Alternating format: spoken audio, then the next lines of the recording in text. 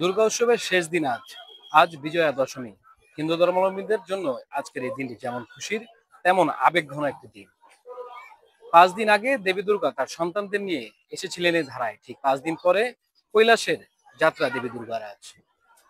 দর্শক, আমি এই মুহূর্তে রয়েছি নারায়ণগঞ্জের 5 নং ঘাট এলাকায়, যেখানে প্রতিমা বিসর্জনের জন্য যেটি নির্ধারণ করা হয়েছে, এখান থেকেই প্রতিটি পূজা মণ্ডপে প্রতিমা বিসর্জন করা হবে।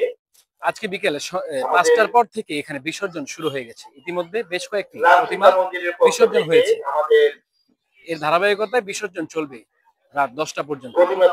আপনাদেরকে একটু দেখাতে চাই আমার পেছনে। আপনারা দেখতে পারবেন যে ইতিমধ্যে কিন্তু একটি প্রতিমা নিয়ে গাড়ি চলে এসেছে একটি পূজা মণ্ডপ থেকে। তারা কিন্তু কিছুক্ষণের মধ্যে সেই প্রতিমাটি বিসর্জন করবে। এবং এই পূজাকে ঘিরে শুরু থেকে কিন্তু নিরাপত্তা বাহিনী নারায়ণগঞ্জে বেশ কঠোর অবস্থানে ছিল। তারই ধারাবাহিকতা আজকেও কিন্তু 5 নং ঘাট এলাকায়, যেখানে প্রতিমা বিসর্জন করা হবে, সেখানে কিন্তু বিকেল থেকেই কঠোর নিরাপত্তা অবস্থানে রয়েছে আইন শৃঙ্খলা বাহিনী। এখানে সেনাবাহিনী, fire service, police, RAB, BGP এবং আনসার বাহিনী সহ আরো স্বেচ্ছাসেবী সংগঠন রয়েছে, তারা কিন্তু কঠোর অবস্থানে রয়েছে নিরাপত্তা বাহিনী।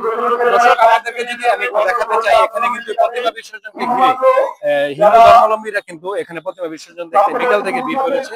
এখনো পর্যন্ত কিন্তু তারা এখানে রয়েছে এবং আমরা অনেকের সাথে এখানে কথা বলেছি।